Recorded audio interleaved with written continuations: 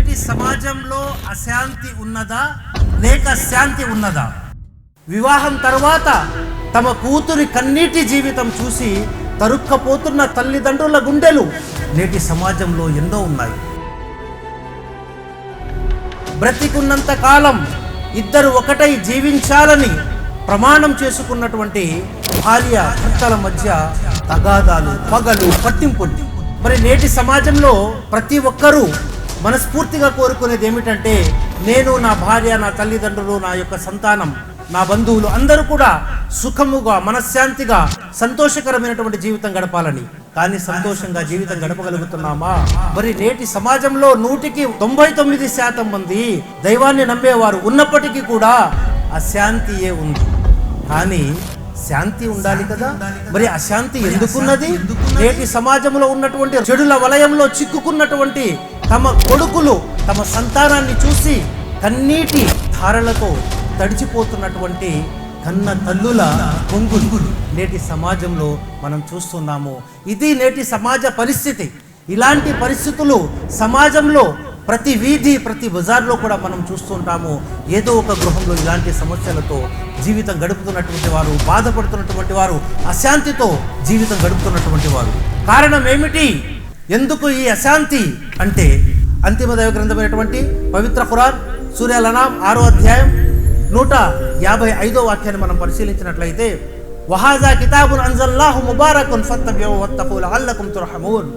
ఇది మానవుల కొరకు శుభాలు గల గ్రంథం, దీనిని అనుసరించండి, భయభక్తుల వైఖరిని అవలంబించండి, మీరు కరుణించబడేందుకై.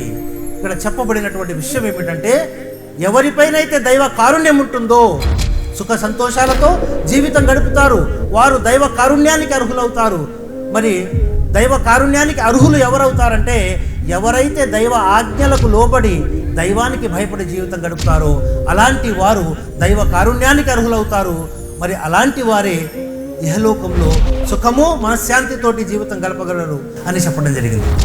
భగవద్గీతా శాస్త్రం 16వ అధ్యాయం 24వ శ్లోకాన్ని మనం చూసినట్లయితే, తస్మా శాస్త్ర ప్రమాణం తే కార్యకార్య వ్యవస్థితౌ జ్ఞాత్వా శాస్త్ర విధానోక్తం కర్మ కర్తుమిహార్హసి. కావున నీవు చేయదగినదియు చేయరానిదియు నిర్ణయించినప్పుడు నీకు శాస్త్రము ప్రమాణమై ఉన్నది. శాస్త్రమునందు చెప్పబడిన దానిని తెలుసుకొని నీవి ప్రపంచమున కర్మలు చేయము. ఏ పని చేయాలన్నా, ఏ పని చేయకూడదు అని అనుకున్నా మనకు శాస్త్రమంటూ ఒకటి ఉన్నది. ఆ శాస్త్రమందు చెప్పబడిన దానిని తెలుసుకొని నీవి ప్రపంచమున కర్మలు చేసినట్లయితే నీ జీవితంలో నుండి అశాంతి దూరం అవుతుంది. శాంతిని, భద్రతలను, రక్షణను మనం పొందగలము. ఇదే విషయాన్ని బైబిల్ గ్రంథాన్ని మనం పరిశీలించినట్లయితే, బైబిల్ గ్రంథం ద్వితీయోపదేశ కాండం 6వ అధ్యాయం 25వ వాక్యంలో, మన దేవుడైన యెహోవా మనకు ఆజ్ఞాపించినట్లు ఆయన సన్నిధిని సమస్తమైన ఆజ్ఞలను అనుసరించి నడుచుకున్నప్పుడు మనకు నీతి కలుగును అని చెప్పబడింది. ఇక్కడ కూడా ఆ సృష్టికర్త అయినటువంటి దైవం తెలియచేసిన ఆజ్ఞల ప్రకారం జీవితం గడపవలసినదిగా మన గ్రంథాలు మనకు సందేశం ఇస్తున్నాయి. ఇక్కడ మనకు గీత, బైబిల్, ఖురాన్ సమాంతరమైనటువంటి సందేశం ఇస్తుంది. మనమందరం కూడా మన సృష్టికర్త అయినటువంటి దైవాన్ని యథార్థముగా తెలుసుకోలేదు. యథార్థముగా ఆయన్ని తెలుసుకొనక, ఆయన గొప్పతనాన్ని తెలుసుకొనక మనము సన్మార్గము నుండి వైదొలిగి జీవితం గడుపుతున్నాము. కాబట్టే మనం శాంతిని పొందలేకపోతున్నాము. మనము భార్య బిడ్డలతో కానీ, తల్లిదండ్రులతో కానీ సుఖముగా జీవితం గడపలేకపోతున్నాము అన్న విషయం ఇక్కడ మనకు స్పష్టంగా అర్థమవుతుంది. మరి వీరందరినీ సృష్టించినటువంటి ఆ సృష్టికర్త ఒక్కడేనా కాదా అనేటటువంటి విషయాన్ని మనం చూసినట్లయితే, శ్వేతాశుత్రోపనిషత్తు 3వ అధ్యాయం 3వ మంత్రంలో తెలియచేయడం జరిగింది. ద్వావా భూమి జనయాన్ దేవ ఏకః. ద్వావా ఆకాశాలకు, భూమికి జనయాన్ సృష్టించిన వాడు దేవ ఏకః, ఆ దేవుడు ఒక్కడే అని. అలాగే బైబిల్ గ్రంథాన్ని మనం పరిశీలించినట్లయితే, మార్క్స్ వార్త 10వ అధ్యాయం 18వ వాక్యంలో యేసుక్రీస్తు సందేశం ఇస్తున్నారు. నన్ను సత్పురుషుడనేలా చెప్పుచున్నావు, దేవుడు ఒక్కడే కానీ మరెవడును సత్పురుషుడు కాడు.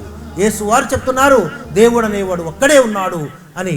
అలాగే అంతిమ దైవ గ్రంథమైనటువంటి పవిత్ర ఖురాన్ 2వ అధ్యాయం సూరా అల్-బఖరా 163వ వాక్యాన్ని మనం పరిశీలించినట్లయితే, వ ఇలాహుకుం ఇలాహుం వాహిద్ లా ఇలాహ ఇల్లా హువ రహ్మానుర్ రహీం. ఓ మానవులారా, మీ దేవుడు ఒక్కడే, ఆ కరుణామయుడు, ఆ కృపాకరుడు తప్ప మరొక దైవం లేడు.